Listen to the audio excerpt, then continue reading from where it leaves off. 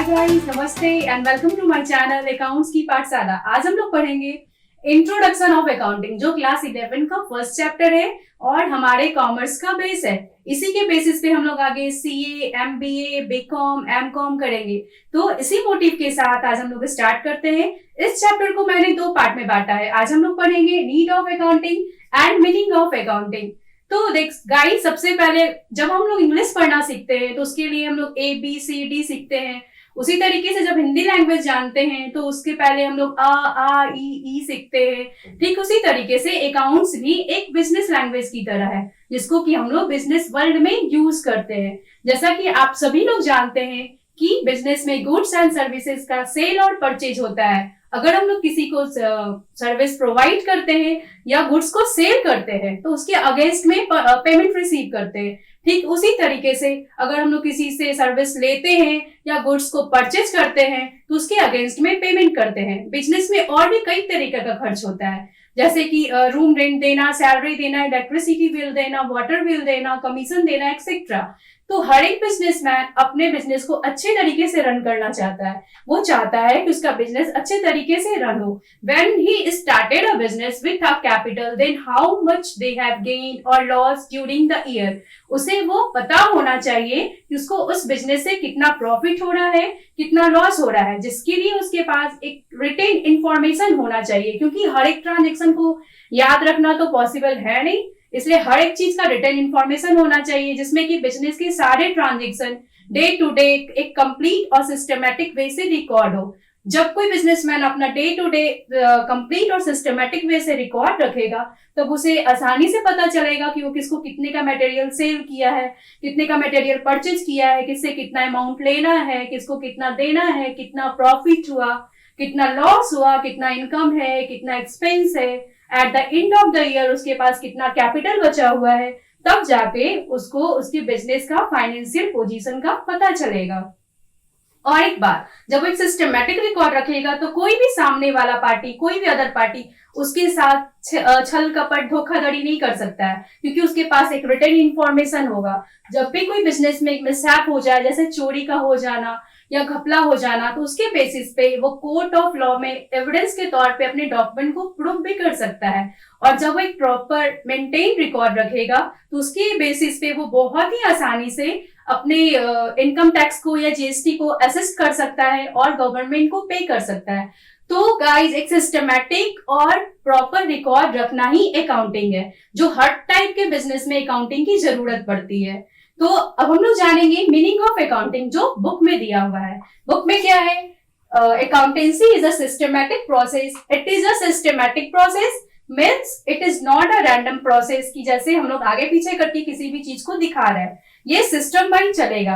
Accounting is the systematic process of क्या क्या है इसमें देखिए, identify, measuring, recording, classifying, summarising, interpreting and communicating. तो सबसे पहला मेरा क्या है? आइडेंटिफाई। आइडेंटिफाई में क्या होना चाहिए? It must be a financial in nature. Identify में only those transaction are recorded which are financial in nature. Guys, business में और भी कई तरीके का इंपॉर्टेंट ट्रांजेक्शन होता है, जिससे कि हमारे बिजनेस के अर्निंग को काफी इफेक्ट पड़ता है, लेकिन उनका मनी के टर्म में कोई एवल्यूशन नहीं होता है, वो फाइनेंशियल कैरेक्टर का नहीं होता है। अगर इस टाइप का ट्रांजेक्शन होगा तो उसको हम लोग रिकॉर्ड नहीं करेंगे। जैसे for example, quarrel between production manager and sale manager.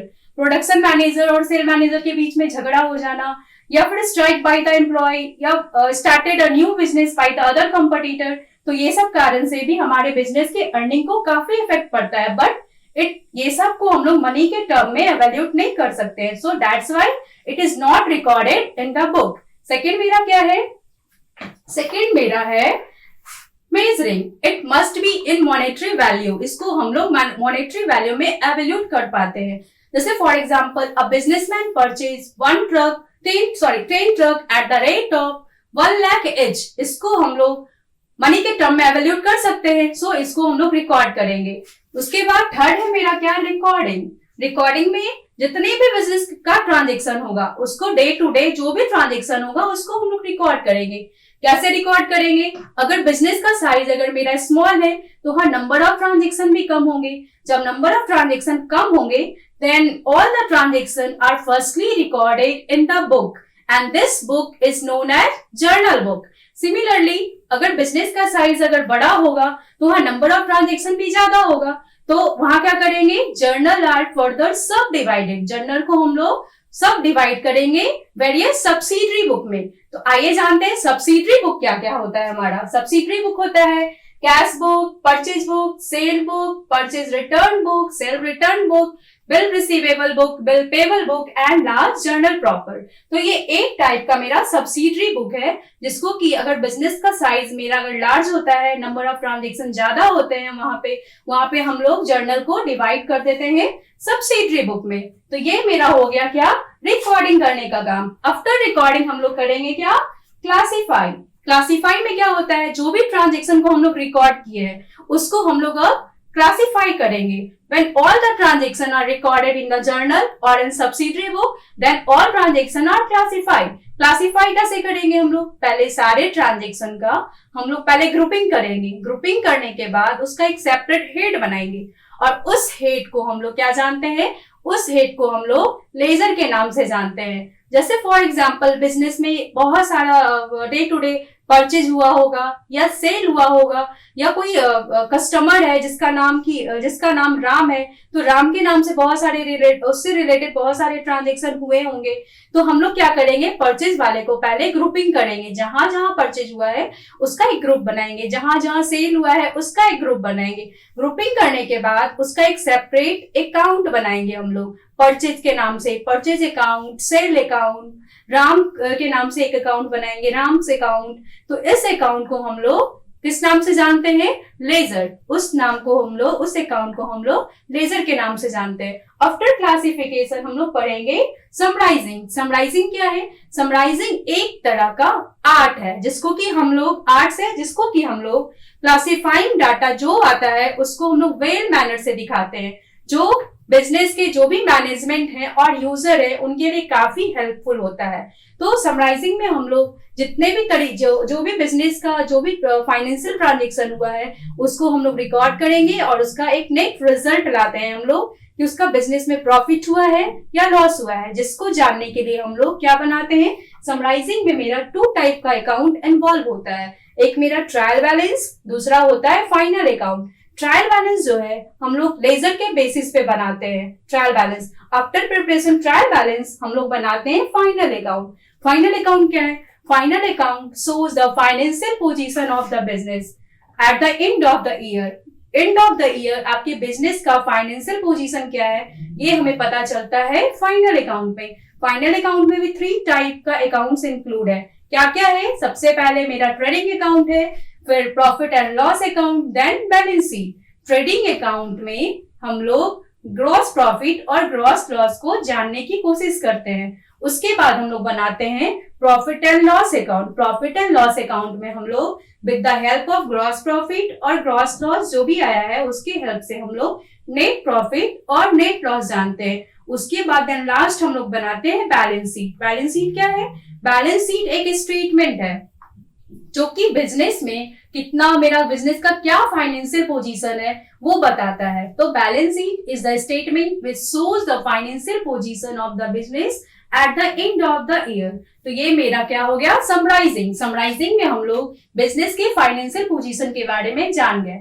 अब जानने के बाद आगे नेक्स्ट प्रोसेस है मेरा इंटरप्रेटिंग का। इंटरप्रेटिंग में क्या करेंगे? जो रिजल्ट आया है उसको एनालाइज करेंगे कि प्रॉफिट हुआ है कि लॉस हुआ है, और उसको एनालाइज करने के बाद उसको हम लोग प्रेजेंट करेंगे बिजनेस से रिलेटेड जो यूजर हैं उनके सामने हम लोग उसको प्रेजेंट करेंगे। यूजर कौन कौन इन्वॉल्व होते हैं बिजनेस में? जैसे बिजनेस का जो मैनेजमेंट का पार्ट है, बिजनेस में जो उसके प्रोप्राइटर है, बिजनेस का जो ऑनर है, या उससे रिलेटेड कोई बैंक है, या फिर गवर्नमेंट को हम लोग टैक्स पे करते हैं तो गवर्नमेंट भी बिजनेस में इन्वॉल्व हो गया। उसके बाद फिर कोई सप्लायर है, कोई कस्टमर है, तो उन सब के आगे हम लोग जो भी रिजल्ट एनालाइज हुआ है उनको इंटरप्रेट कर करते हैं। उसके बाद लास्ट है मेरा कम्युनिकेटिंग। कम्युनिकेटिंग जो है वो अकाउंटिंग का लास्ट प्रोसेस है।